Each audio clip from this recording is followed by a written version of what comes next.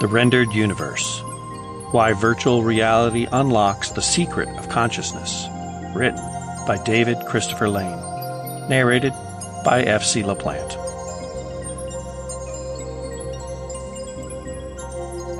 Most of us have spent some time wondering how our brain works.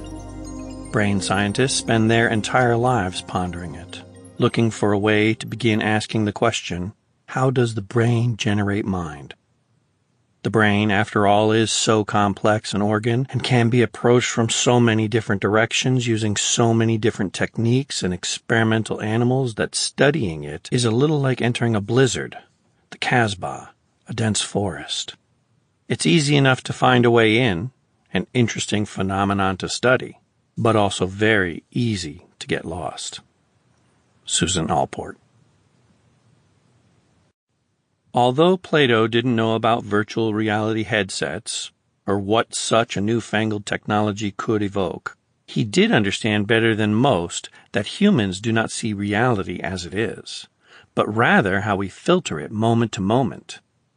His famous Allegory of the Cave, which is arguably the single greatest thought experiment in the history of philosophy, explains, via the mouthpiece of Socrates, very simply that we are prisoners who confuse shadows on the wall, which are artificially manufactured by an unseen burning fire, as if they were real, men and other living things. It is an illusion, and as such the imprisoned men are duped. Today, with the advent of ever-increasing scientific advances, we are on the threshold of better understanding why consciousness evolved and how it works. Professor Donald Hoffman, the controversial cognitive scientist at the University of Irvine, has taken Plato's allegory and given it a computational update by using the metaphor of a desktop computer where all we see is the user interface, not the underlying software programming or the hardware circuitry of electron exchanges. Accordingly, what we see, hear, smell, touch around us is a filtering mechanism developed by evolution to ensure that we focus on what will allow us to live long enough to pass on our genetic code. In the past century, we have come up with various models to understand consciousness, from Dennett's multiple drafts to Leary's 8 circuits, to Dehaene and Cheng-Shou's global neuronal workspace, etc. Yet each have been hindered by their use of limited metaphors. This becomes much more apparent when the computational semblance of the mind faltered, when neuroscientists and philosophers realized that awareness was not merely digital. However, with the advent of virtual reality, augmented reality, and mixed reality, our models of how consciousness functions are becoming much clearer to grasp, since we now have the ability to simulate in 4 dimensions an all-encompassing environment artificially. Using VR and MR as touchstones allows us for the first time to better appreciate how our brains construct the world around us via incoming data streams. Consciousness is a forging mechanism, which by its attentional posturing enables it to fully immerse in a world of its own making, even as it remains mostly unaware of how such a magical performance occurs. The virtual world. Simply put, we live not in an objective cosmos distinct from our interactions with it, but rather in a rendered universe where our participation and our observations are fundamental to our interpretations of it. This becomes transparently obvious when we realize that the most sophisticated virtual reality headset known to exist is our own brain. However, by exploring manufactured VR accoutrements and the varied vistas that they can create, we have, perhaps for the first time in our history, the necessary tools to synthetically reconstruct how the brain perceives and interacts with reality. This essay is an examination of how the advent of virtual reality changes our understanding of human consciousness and how future researchers will benefit by employing its many iterations. The virtual brain. Brian Greene, the physicist polymath at Columbia University, recently made a Paris observation about why human beings cannot visualize the quantum world or extraordinarily large timescales. Our bodies evolved to a middle-range environment, where what was vital for our evolutionary survival was dependent on resources within a certain physical parameter. Because of this Darwinian dictum of eat or be eaten, our brains didn't develop the capacity to truly envision what 10 dimensions may be like, or what occurs at the level of a photon, or nanotime durations, or what was before the Big Bang, etc. Yes, we can imagine and we can speculate, but even here we have limited models with which to work. Yet Green went on to speculate that with the advent of virtual and augmented reality intertwined with artificial intelligence, it may be possible in the future for humans to stretch their cognitive abilities in ways unimaginable before the emergence of such technologies. Elon Musk's championing of neural lace/link is but a stepping stone for a wholly different way of thinking and being. It may well be that the very reason we have yet to see a major breakthrough in the study of human consciousness is precisely due to our present cranial limitations. Just as the field of astronomy achieved greater success with building better and more refined telescopes, and molecular biology blossomed with more powerful microscopes, the study of the brain and awareness necessitates radically new tools.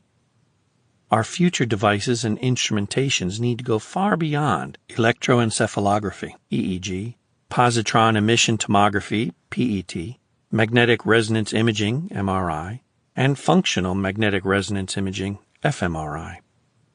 The immense complexity of the brain with its 86 billion or so neurons curled up in a compacted mound of gray matter weighing just 3 pounds cannot be approached, much less comprehensively understood, with crude instrumentation.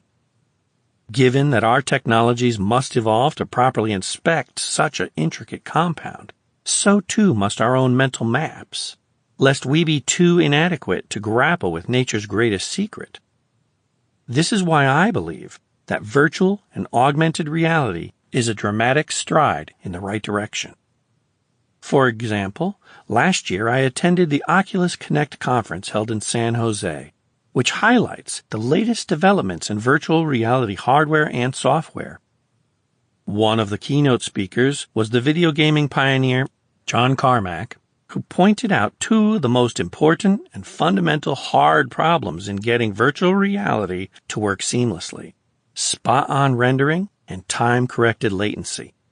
First, when you don a VR headset, such as the standalone Oculus Quest or HTC Vive's Cosmos Play, wherever you look, the scene becomes clearer by a process technically known as foveated rendering, which uses an eye tracker integrated with whatever headset you may be using that is specially designed to reduce the rendering workload, systematically compressing the visual field in the peripheral vision outside of the zone gazed by the fovea. Some headsets use a less sophisticated variant called fixed foveated rendering, which doesn't utilize eye tracking and instead assumes a fixed focal point. John Carmack and Michael Abrash, chief scientists for Oculus at Facebook, who also spoke at the Oculus 6 conference, argued that perfecting rendering is the key to making virtual reality almost indistinguishable from our regular, everyday sense of reality. What is most intriguing about this in relation to our own particular form of attention is how our brain is literally a rendering machine, which provides us with only a small smattering of information via our senses whenever we pay attention to a particular occurrence or scene. We don't ever see objects or persons or events in their totality, but merely the tiniest of data slivers which are evolutionarily filtered for our survival and not necessarily for us to better understand the cosmos at large. Yet, we remain oblivious of how such neural rendering works and how it delimits the world we inhabit. In a very real sense, we are born wearing the universe's most sophisticated VR headset and live as if we aren't aware of this requisite fact. Understanding the mechanics behind VR rendering and its various permutations is undoubtedly helpful in better appreciating how our own brains render reality via our five senses. It may seem odd to realize that the universe we behold is versional and not a clear transparency of what is. Other species have different brain-induced versions, and we cannot accurately gauge what they experience if we only have limited knowledge about their respective rendering apparatuses. Attention and rendering are correlative, and this can have startling implications. As James B. Glatfelder in his book The Consciousness of Reality explains, most people who have journeyed to the DMT realm argue that what they have experienced is just as real as experiences made during the sober waking state, if not much more so. As mentioned, it is tempting to disregard such experiences as hallucinations, nothing more, nothing less. However, this raises philosophical questions. Recall that neuroscientists are quite clear. Our perception of reality is a hallucination tethered by a bit of sensory input. What I experience through sober waking consciousness is an elaborate virtual reality rendering in my brain. The nature of this hallucination can be modulated by the chemical composition of the brain. Crucially, the DMT produced by my own body has the potential to intrinsically and naturally modify the contents of my consciousness by teleporting my mind to the DMT realm. Indeed, simply by shutting down the left hemisphere of the human brain appears to induce travels of the mind, allowing consciousness to access a place of peace and euphoria. How can I then be certain that the fidelity and truth content of the one hallucination is superior to the other? What epistemic guarantee do I have that would allow me to negate the reality of the DMT realm? How can I exclude the possibility that reality is indeed queerer than we can suppose, and everything I have ever known about it is metaphorically restricted to a tiny, isolated island in a vast archipelago of transcendental existence? Whereas VR headsets are the result of sophisticated machinery along with complex software programs, our central nervous systems are the elongated result of natural selection operating on emergent organisms trying to survive within a competitive environmental landscape. What we get is what allows us to eat and mate, and thus there is no evolutionary pressure to reveal to us how the brain conjures the reality we witness. The VR industry is driven to provide us with a similar sort of magic, except that at this stage in its development that it still has a long way to go before it becomes Matrix-like. Yet, because it is in its infancy, there is much that VR can tell us about how self-awareness may have first arisen. One of the most outstanding revelations in VR is how it can convince us that projected images not only look real, but that they convey upon us a sense of presence. Why this is so tells us much about how our neurology is jury-rigged for interacting with key environmental cues. Because of VR technology, we have a better understanding of how to trick our brains into believing something is lifelike, despite it being merely a manufactured artifice. This is extremely helpful, as it allows us a more accurate model of how a complex neural net goes about convincing us that what we see, hear, touch, and feel is truly authentic, and which demands our focus. In other words, we have learned to discriminate what is vital for our survival and what is merely imaginative. That the line between both can too often be blurred is precisely why humans suffer from a wide range of mental ailments, not the least of which schizophrenia, dementia, and Alzheimer's. Whenever I don my Oculus Quest VR headset, I am amazed at how easily I get absorbed into a completely different realm, even though intellectually I know that it is merely a sophisticated simulation. How does such a device actually work so well as to deceive us? Zaina Banji explains. VR headsets either use two LCD displays, one per eye, or two feeds sent to one display. Headsets also have lenses placed between your eyes and the screen, which are used to focus and reshape the picture for each eye. They create a stereoscopic 3D image by angling the two 2D images. This is because the lenses mimic how each of our two eyes see the world very slightly differently. VR headsets also need to have a minimum frame rate of at least 60 frames per second in order for the user to not feel sick. Current VR headsets are able to go way beyond this, with Oculus and the HTC Vive at 90 frames per second and PlayStation VR at 120 frames per second.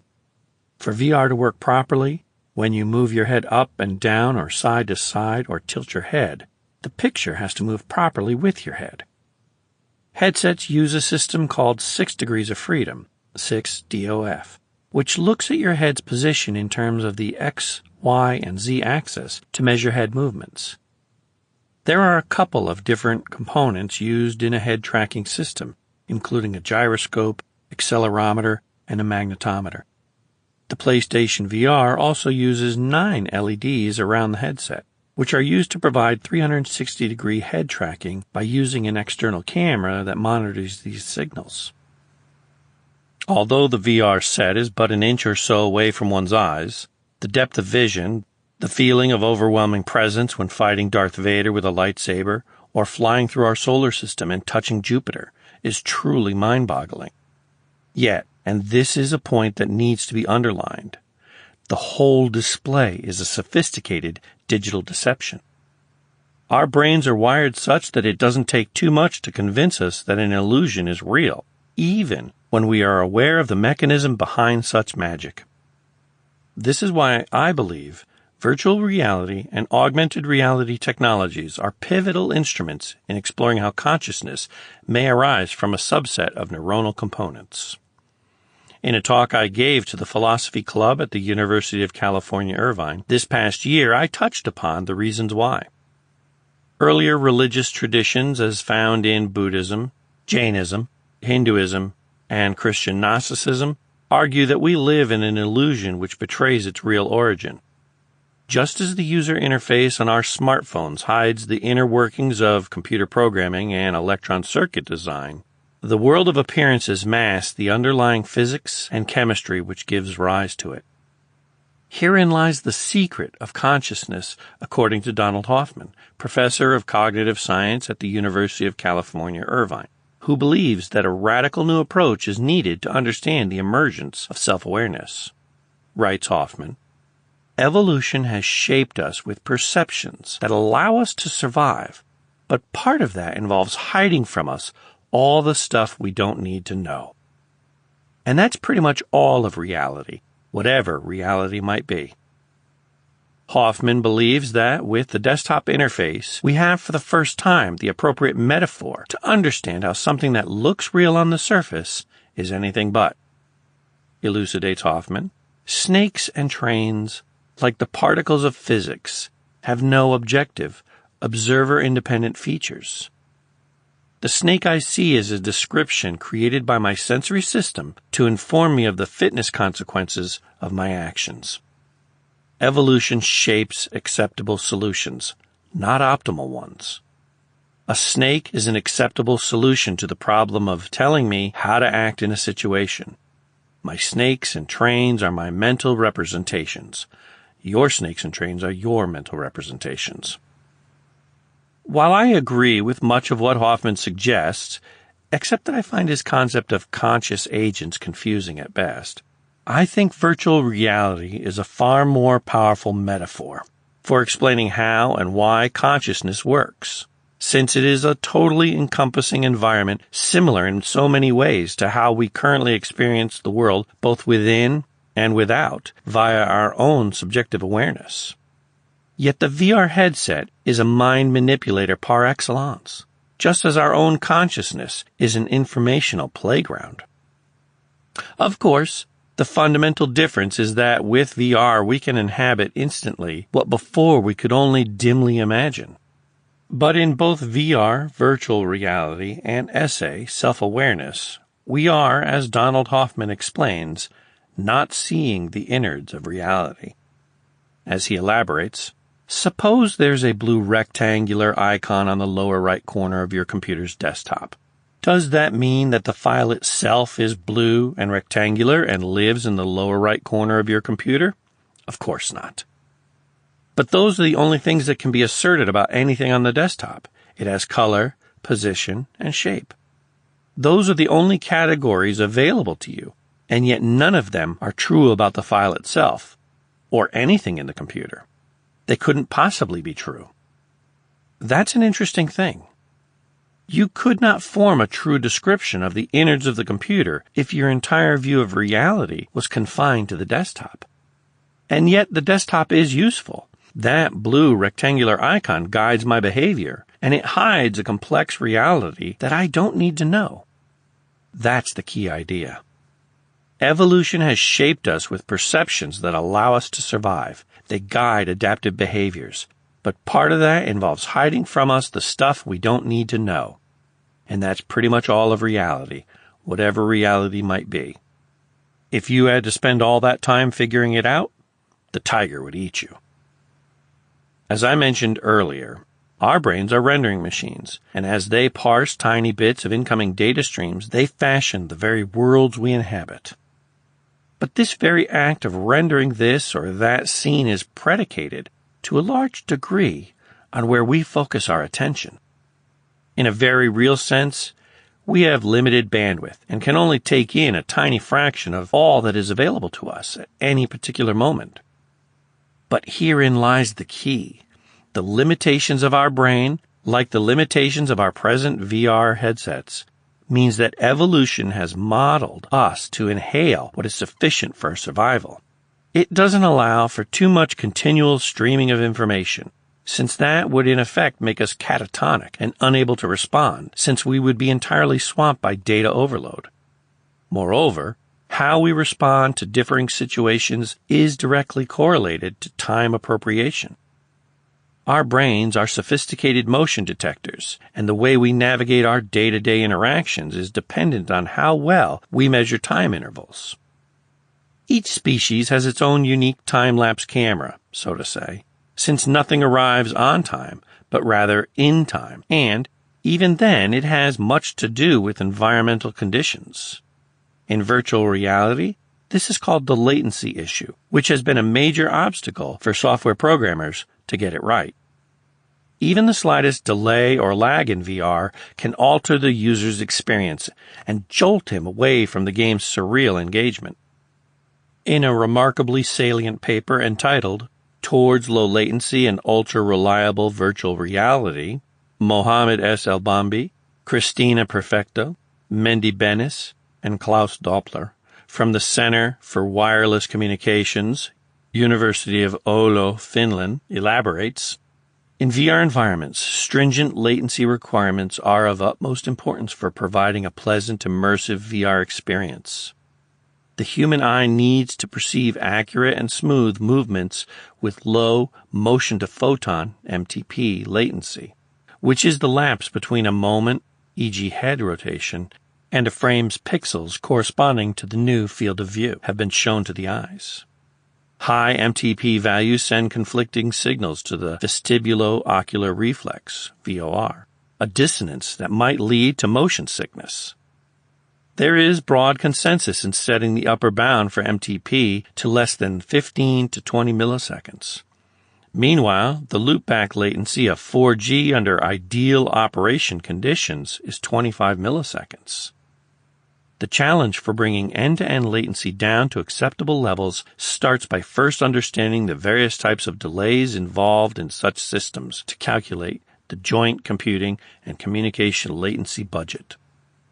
Delay contributions to the end-to-end wireless/mobile VR latency include sensor sampling delay, image processing or frame rendering computing delay, network delay, queuing delay, and over-the-air delay, and display refresh delay. Sensor delay's contribution, less than 1 millisecond, is considered imperceptible by users, and display delay, approximately 10 to 15 milliseconds, is expected to drop to 5 milliseconds, which leaves 14 milliseconds for computing and communication. Both computing and communication delay serve as delay bottlenecks in the VR systems. Heavy image processing requires high computational power that is often not available in the local HMD, head-mounted display, GPUs. Offloading computing tasks to remote cloud servers significantly relieves the computing burden from the user's HMDs at the expense of incurring additional communication delay in both directions. Unlike MR and AR, where uploading video streams to the cloud may be required, uplink communication delay due to offloading the computing task to the servers is typically very small in VR, owing to the small amount of data needed, e.g. user 3 tracking data and the interactive control decisions. However, the downlink delivery of the processed video frames in full resolution can significantly contribute to the overall delay. Current online VR computing can take as much as 100 milliseconds, and communication delay, edge of network to server, reach 40 milliseconds. Therefore, relying on remote cloud servers is a more suitable approach for low-resolution, non-interactive VR applications, where the whole 360-degree content can be streamed and the constraints of real-time computing are relaxed. Interactive VR applications require real-time computing to ensure responsiveness. Therefore, it is necessary to shrink the distance between the end user and the computing servers to guarantee minimal latency. In analyzing the nitty-gritty of human consciousness and its relationship to the brain, understanding rendering and latency is a fundamental necessity, as any deficiency in one or the other or both can have catastrophic consequences. Nature, over the course of millions of years, came up with solutions that have served us well in our continuing struggle of existence. Because VR technology is attempting to seamlessly replicate what our brain has already achieved, it provides a tantalizing pathway for us to see how our own wetware accomplished such a remarkable feat. In many ways, VR and AR are perhaps the most practical means we presently have to understand the engineering nuts and bolts of consciousness. Even if such work proves insufficient to complete the entire task, the continued research and testing in virtual and augmented reality, replete with all the devices that will be created and tested as a result, will undoubtedly help us better grasp the intricate difficulties that must be resolved before self-reflective awareness can be operative. In this regard, I don't think ample progress can be made in consciousness studies if we somehow bypass an exhaustive study of the brain and its labyrinthine structures. This is why I believe that the philosophers of the mind should follow the lead of Patricia and Paul Churchland, who, as professionally trained philosophers, have spent their careers championing neuroscience as a necessary route for anyone interested in studying awareness. It makes absolutely no sense to argue that we can comprehend the human mind without first knowing how the brain works. This is akin to saying that whenever your car breaks down, it is unnecessary to open up the hood and look at the engine, since the engine and the vehicle are mutually exclusive. Yes, there are certainly those thinkers, such as the computer scientist Bernardo Kastrup and New Age thinker Ken Wilber, who believes that consciousness is not a product of 3 pounds of gray matter, but is a distinct force in itself.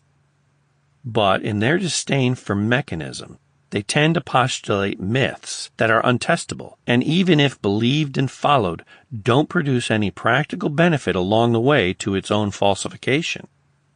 Whereas a neural focus on consciousness, even if it ultimately turns out to be an insufficient explanation, produces all sorts of beneficial byproducts, not the least of which is eliminating long-held intuitions as mistaken. We should remember that the history of science is to a very large measure the overthrow of lesser gods, whether it be Ra, Thor, Zeus, or the notion of an intelligent designer. It is precisely because of the process of eliminative materialism that we got rid of an outdated astrological interpretation of the cosmos and established the progressive science of astronomy. Likewise, when we got a deeper understanding of how molecules and elements behaved, we discarded alchemy for chemistry. Thus, the reason virtual and augmented reality is such a powerful tool is that it allows for us to create hardware that by its very nature must mimic how we perceive, hear, and interact with the world, even if it is only a simulacrum of what we experience around us. Annika Harris, author of the panpsychism-influenced text, Consciousness, A Brief Guide to the Fundamental Mystery of the Mind, defines consciousness simply as experience, the qualia of what it is like to see a blue ocean or feel in love. It is a wholly subjective sense which cannot be objectified and studied without losing the very quality that defines it to be like something and not something else. Interestingly, VR is predicated on experience itself and creating a new sense of presence. That is its chief draw and what attracts gamers and others to it. Of course, we must keep in mind that all maps and models are less than the territory to which they point, and therefore, we should not expect that VR technologies in themselves will unravel the secret to human consciousness and its emergence. But like the simpler 2D computational models it replaces, it is a step forward and yields insights that were not possible before. This point was driven home to me when I met Kenneth Williams one day outside my office at Mount St. Antonio College. 5 years ago, Kenneth was T-boned in a horrific car accident which left him a quadriplegic. He was fascinated by what virtual reality had to offer, since an Oculus Quest headset would allow him to experience places and things that he couldn't, such as what it was like to ride a scary roller coaster, or ride in a rocket ship, or climb a mountain. A number of VR applications and games provided him with these experiences and more. Kenneth was experiencing what it was like to do something that was otherwise denied to him. I would argue that consciousness evolved because it ushered in a way to have a depth of experience within our own cranium and ponder their past, present, and future iterations, without the life and death consequences of externalizing these imaginings in the real world. In other words, our brains are nature's own version of a biological VR headset. It makes perfect sense that in trying to create our own synthetic versions, that we will get a richer and more robust understanding of how evolution created one by naturally selected means. How does the water of the brain turn into the wine of consciousness? David Chalmers. The virtual reality of consciousness. In trying to understand consciousness, differing models have been proposed over the years by scientists and philosophers, ranging from variations of Cartesian dualism, mind is primary, body is merely a vehicle, to neural correlate theory, mind is the brain and arises due to complex interactions, realizing that all models, no matter how sophisticated, will fall short to some measure. The key is to utilize ones that provide us with newfound insight and hitherto unknown predictive powers. The advent of virtual and augmented reality may serve as a useful pathway to better understand why consciousness evolved the way it did, primarily because the brain itself operates as a VR system, albeit a more sophisticated one than Oculus Rift or HTC Vive. Everything we have ever experienced is modified by our central nervous system. Our brain refashions the world we see, hear, touch, and smell by transfiguring incoming data points, light, sound, etc., into chemical electrical signals that are reconstructed via our elaborate neural net into the world we apprehend around us. We never experience the exterior cosmos as it is, but only as our own biologically evolved VR headsets reconceive it. Whenever I use an Oculus-related device, from Rift to Go to the Quest, I am always amazed by how such a headgear with 6 degrees of freedom and a 1440 by 1600 per eye resolution makes me feel as if I have entered into a new world, and all of this with a device that weighs less than a pound. VR is a trickster, since by its software and hardware design one responds as if the images that arise have a sort of independent reality apart from its technology. Yet it is that very technology which is creating the illusion that what I perceive is transmachine-like. Immanuel Kant and others following his lead turned philosophy on its head by redirecting our focus back to the limits of our cranial capacity and how such a limitation, in turn, invariably confuses the questions we ask about the universe at large. In the 20th century, Ludwig Wittgenstein refined this even more by showing how language itself is a culprit in our pursuit of philosophical inquiries, since the words we use are contextual and do not lend themselves to atomic purity. To his great credit, Wittgenstein realized the error of his ways years later after gallantly attempting to first clear out the cobwebs of faulty language usage in his groundbreaking book, Tractatus Logico-Philosophicus. Language is a game, and how we play it depends on a number of contingent factors, not the least of which is on our prior agreed-upon assumptions. Today, with the ever-growing successes in neuroscience, we have entered a new world of understanding how the brain works and how it evolved, not so much to understand the world at large, in some ultimate ontological sense, but rather how best to survive within it. Virtual reality provides us with an instructive portal by which to better grasp how the brain develops elaborate simulations that help us better navigate future possibilities. Consciousness determines existence. Michio Kaku.